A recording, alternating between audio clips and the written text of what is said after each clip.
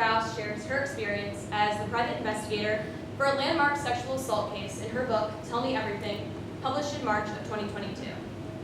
Krause investigates the University of Colorado Boulder's football team, finding the head coach, players, and athletic trainers guilty of various Title IX violations, including hiring sex workers for recruits, raping students, and harassing female athletic directors.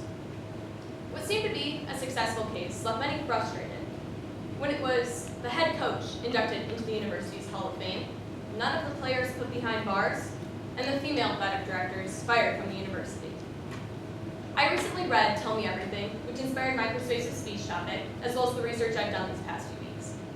As for all of you, I know at least the students are at least vaguely familiar with the topic of sexual assault, because incoming freshmen have to take a course on this issue before coming into Clemson. Yet despite these kind of measures, there's still so much frustration in how our law enforcement prosecutes sexual assault cases. Today, I will persuade you all to advocate for reform in how sexual assault perpetrators are held accountable for their actions. I will first begin by discussing the problem at hand and why it is so urgent that we start holding these people accountable for sexual assault. Next, I will discuss the causes in the current justice system contributing to this issue.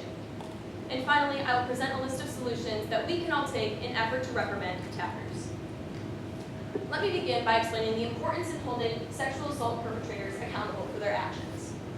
Now, a primary concern with not holding these people accountable is the ongoing threat they pose to society and giving them the opportunity to attack again.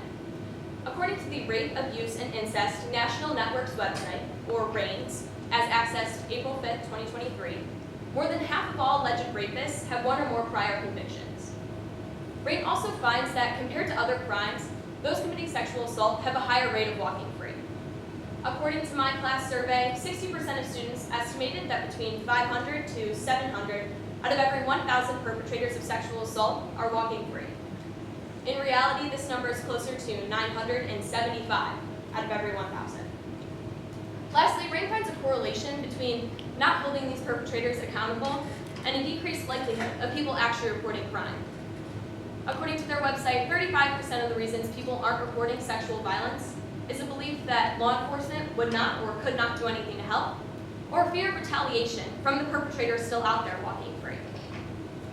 Overall, the issue of not holding perpetrators accountable leaves an ongoing threat to society, as well as weakening the justice system from discouraging people from actually reporting crime. Now that we've discussed the problem at hand, I would like to analyze the causes within the current justice system contributing to this issue. My concern for how our law enforcement prosecuted sexual assault cases grew tremendously after reading the memoir of J.C. Duggan, A Stolen Life, published in 2011. J.C. was kidnapped at the age of 11 and held in captivity for 18 years, giving birth to 2 daughters during this time period. Her captor, Philip Garita, had already been a previously registered sex offender, as well as went to jail for raping and drugging a minor. What's astonishing and truly alarming to me is that parole officers came to Garita's home, were face-to-face with JC and her 2 daughters, and did no further questioning, investigating, and continued to trust him with an unknown minor. Reporters Casillas Bone and Catherine Tellis looked further into issues like JC's in their book, Policing and Prosecuting Sexual Assault Inside the Criminal Justice System, published in 2014 by the U.S. Department of Justice. Their findings include 1. An overuse in the number of cases being cleared by exceptional means. 2. A large number of cases subject to higher levels of proof that otherwise wouldn't be required by law enforcement to make an arrest. And 3. Law enforcement agencies using pre-arrest charge evaluation processes to screen out cases felt to be problematic or difficult to prove.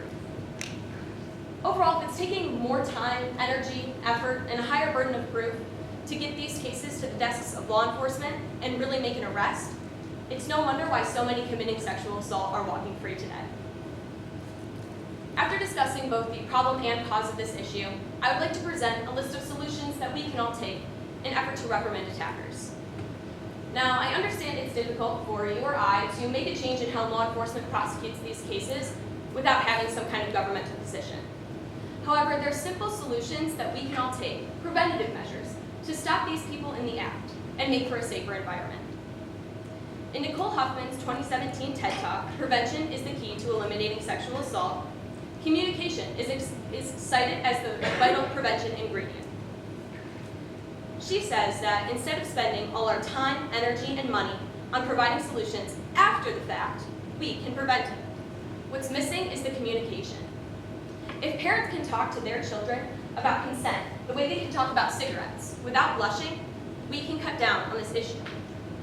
If educators can talk about the repercussions of rape like they do tobacco and tar, we can cut down on this issue.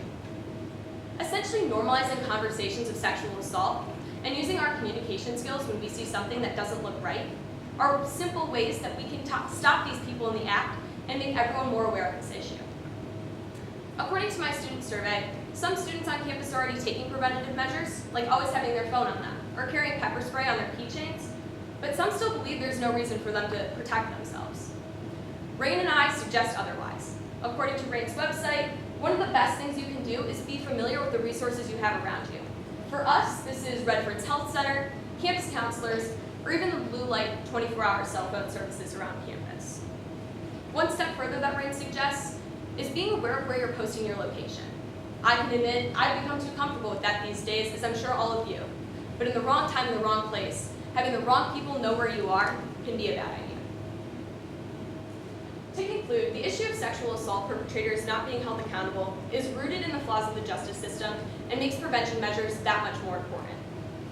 Today, I first discussed the problem and how not holding sexual assault perpetrators accountable leaves an ongoing threat to society, but also weakens the system by discouraging people from actually reporting crime. Second, I discussed the causes within the current justice system contributing to this issue, including law enforcement not fulfilling their duties, like in JC's case, or treating sexual assault prosecution different from the rest. Finally, I covered a list of solutions, specifically communication and prevention measures that we can all take in an effort to reprimand attackers and prevent future assaults. Thank you for listening, and I believe you should all feel inspired, if not obligated, to create a safer environment on campus and abroad in advocating for reform in sexual assault prosecution. Thank you.